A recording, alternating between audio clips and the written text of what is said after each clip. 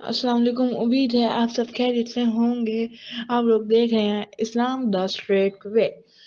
گھر سے نکل کر یہ دعا ضرور پڑھیں۔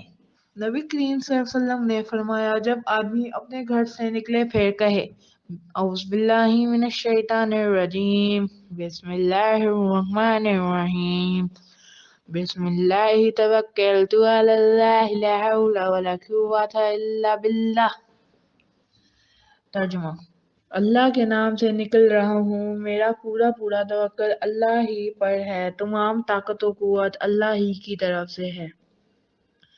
تو اس وقت اسے یہ کہا جاتا ہے، تجھے ہدایت ملی، تیری کفایت کی گئی اور تجھے بچا لیا گیا ہر بلا سے، چنانچہ شیاطین اس سے دور ہو جاتے ہیں۔ اور دوسرا شیطان جسے کہتا ہے، تیرا عداوہ ایسے آدمی پر کیوں نکل چلے جسے ہدایت دی گئی، اس کی کفایت کر دی گئی اور اسے بچا لیا گیا۔